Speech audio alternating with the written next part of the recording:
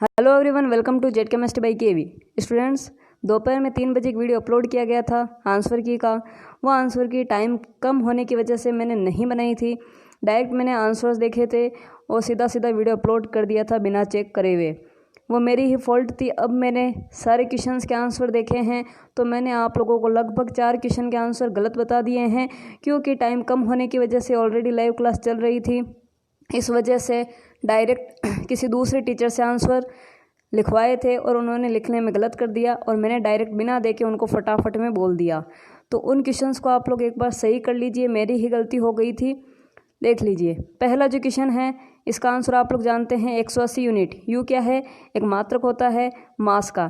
फिर है अगला द्रव्यमान संरक्षण नियम, एकदम करेक्ट है, एंटोनी लेवोसियर। फिर है किसी परमाणु में 2 इलेक्ट्रॉन की चारों क्वांटम संख्या समान नहीं हो सकती, ये पाउली का अपवर्जन सिद्धांत होता है। फटाफट से हम सोल्व कर लेते हैं।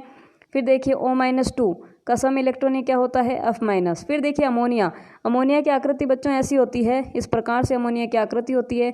अगर आप लोगों को त्रिकोणीय पिरामिड ऑप्शन में मिल रहा है तो आप लोगों को वो टिक करना है, पिरामिडल नहीं करना है। दोपहर में हमने यही गलती करी थी। क्या करा था? पिरामिड देखा था, एक्साइटमेंट ज़्यादा हो गई थी कि वो पेपर इतना ईजी आया है, तो पिरामिड देखा नहीं टाइम कम होने की वजह से, क्योंकि मेरे को फटाफट से वीडियो अपलोड करना था आप लोगों के लिए। तो मैंने क्या करा, सिर्फ फर्स्ट ऑप्शन देखा और टिक कर दिया, क्योंकि जिसने मेरे को आंसर की दी उसने फर्स्ट ऑप्शन लिखा, मैंने फर्स्ट बोल दिया और राइट हो गया। लेकिन मैंने अभी चेक किया है पेपर, एक्चुअल में देखा तो पेपर में बहुत सी मिस्टेक्स है जो आप लोगों को बतानी है। ओके, तो आप लोग बुरा ना माने, आप लोगों के लिए मैंने इतनी मेहनत करी है तो मेरी 2-3 छोटी सी गलतियाँ आप लोग माफ़ कर सकते हैं। आप लोग सोचिए, मेरे पास भी टाइम बहुत ही कम था, लेकिन अभी मैंने शांति से पेपर देखा है, आराम से पेपर देखा है, तब मैंने देखा वो मैंने क्या कर दिया, मैंने काफ़ी क्वेश्चन आप लोगों को गलत बता दिए फटाफट के चक्कर में। चलिए ओके, तो यहाँ पे जो करेक्ट आंसर होगा वो क्या होगा? त्रिकोणीय पिरामिड। अगर त्रिकोणीय दिया हुआ है तो त्रिकोणीय करना पड़ेगा। K2MnO4 बच्चों +6 होगा। फिर देखिए, अभिक्रिया का वेग क्या करता है? अभिक्रिया का वेग में उत्प्रेरक क्या काम करता है? जो सक्रिय ऊर्जा होती है उसको घटा देता है, यानी कम कर देता है। तो क्या होगी? सक्रिय ऊर्जा को कम करके जो पाथ है, यानी जो पथ है, उसको क्या कर देता है? परिवर्तित कर देता है। आगे की तरफ हम चलते हैं। ये क्वेश्चन देखिए, ये क्वेश्चन बोल रहा है कि आप अगर 10 डिग्री सेंटीग्रेड टेम्परेचर बढ़ा देते हैं तो अभिक्रिया में क्या होता है? अभिक्रिया में करीब 2 गुना क्या हो जाता है? आप लोगों का रेट हो जाता है। फिर है NH2 का संयुग्मी अम्ल। बच्चों ये है NH2, फटाफट से हम सोल्व कर लेते हैं।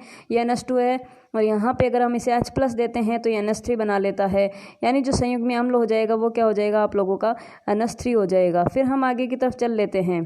देखिए, निम्नलिखित में से कौन सा सूचक pH 8.5 से 10 पर काम करता है? जो है फिनोफ्थलीन। फिर है द्रव विरोधी कोलोइड होते हैं। बच्चों ये अनुत्क्रमणीय होते हैं, इरिवर्सिबल होते हैं। और फटाफट में मैंने एक्साइटमेंट की वजह से रिवर्सिबल बोल दिया था, जबकि क्या होता है? ये इरिवर्सिबल होता है। फिर देखिए यहाँ पे ब्राउनियन गति की खोज, ये तो बार बार रिपीट हुआ है, सभी जानते हैं, रॉबर्ट ब्राउन। फिर देखिए, निम्नलिखित में से कौन सी विधि एल्यूमिनियम धातु प्राप्त करने के लिए प्रयुक्त होती है? ये होती है बच्चों Al2O3 एवं क्रायोलाइट। ये होता है क्रायोलाइट और ये आप लोगों को पढ़ाया गया था मेटलर्जी में। ओके, अब देखिए हम आगे की तरफ चल लेते हैं। इस पे करेक्शन करना है। इस पे मैंने आप लोगों को बताया था कार्बन के साथ, जबकि इसका आंसर होगा क्रायोलाइट। अब है आगे की तरफ चलते हैं। तो देखिए, सल्फाइड एस्को का सांद्रण फिक्स है, झाग पलवन। Na2CO3 ये निर्जलीकृत है। क्या है? निर्जलीकृत एनहाइड्रस, यानी जो वाटर है वो आप लोगों को बाहर निकालना है। जो 10H2 होता है, 10H2 बाहर निकालेंगे तो क्या बन जाएगा बच्चों? सोडा एस बन जाएगा। यहाँ पे ए ऑप्शन होगा। ओके, 16 नंबर क्वेश्चन है, उच्चतम ऑक्सीकरण अवस्था Mn की होती है 4 ऑप्शन में से। अगर 4 ऑप्शन नहीं होते तो ऑस्मियम वगैरह आप लोग कर देते, लेकिन यहाँ पे Mn सी ऑप्शन एकदम करेक्ट है। वात्या भट्टी में आयरन ऑक्साइड अपचयित होता है। देखिए बच्चों, इसका जो करेक्ट आंसर होता है ना, एक्चुअल में हायर एजुकेशन में हम लोग जाते हैं तो कार्बन मोनोऑक्साइड द्वारा होता है, लेकिन NCERT के अकॉर्डिंग चले तो इसमें कार्बन आंसर होगा। लेकिन आप लोगों का जो जेट का एग्ज़ाम है वो ओनली NCERT बेस ही है, तो आप लोग इसमें सी ही टिक करें, CO ना टिक करें। एक्चुअल में इसका करेक्ट आंसर सी होता है, लेकिन NCERT इसको सी ही मानेगी, सी द्वारा, कार्बन द्वारा। क्रोमियम का बाह्य इलेक्ट्रॉनिक विन्यास सभी जानते हैं, क्या होता है? 3d5 4s1। ओके, ये तो बहुत ही ईजी था। क्रोमियम और कॉपर का तो आपको याद करके ही जाना था। तो देखिए, ये बच्चे काफ़ी गलत करके आए हैं। देखिए 3d4 4s2 बता रहे हैं, जबकि करेक्ट आंसर क्या है? 3d5 4s1। फिर देखिए निम्नलिखित में से किसके द्वारा ज्वाला परीक्षण नहीं होता है। बच्चों ध्यान रखना, जो बेरिलियम होता है वो कभी भी ज्वाला परीक्षण नहीं देता है, यानी यहाँ पे आप लोगों का फर्स्ट ऑप्शन एकदम करेक्ट है।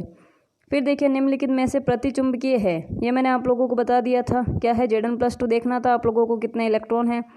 जब एल्डिहाइड को निम्नलिखित अभिकर्मक द्वारा, इसमें क्या होगा बच्चों, NaOH Br2 का जलीय विलयन। फिर है कीटोन एवं हाइड्रोजन साइनाइड, ये फिक्स रिएक्शन है हाइड्रोजन साइनाइड की, क्या होती है, योगात्मक अभिक्रिया होती है, वो भी नाभिक से नहीं, योगात्मक अभिक्रिया। टेफ्लॉन, टेफ्लॉन एफ आ रहा है, एफ कहाँ पे आ रहा है, ये रहा, टेट्राफ्लोरोइथीन, एकदम करेक्ट है। सोर्बिक अम्ल एवं प्रोपियोनिक एसिड किसके लवण है, ये क्या है, ये खाद्य परिरक्षक होते हैं, फूड प्रिजर्वेटिव होते हैं बच्चों। ये ड्रगों का वर्गीकरण जिसका उपयोग तनाव, ये मैंने पहले ही पढ़ाया था, तनाव का उपचार करने के लिए हम प्रशांतक लेते हैं यानी ट्रैंक्युलाइजर लेते हैं। तो इस प्रकार से हम सारे क्वेश्चंस के आंसर कर लेते हैं। जो भी आप लोगों को डाउट लगा आप लोगों ने बताया, तो मैंने अभी इस क्वेश्चन पेपर को चेक किया तो मैंने देखा कि लगभग दो क्वेश्चन के आंसर आप लोगों को करेक्शन करने हैं, आप लोगों ने कर लिया होगा। वो 2 क्वेश्चन कौन कौन से थे आप लोगों को पता लग गया होगा।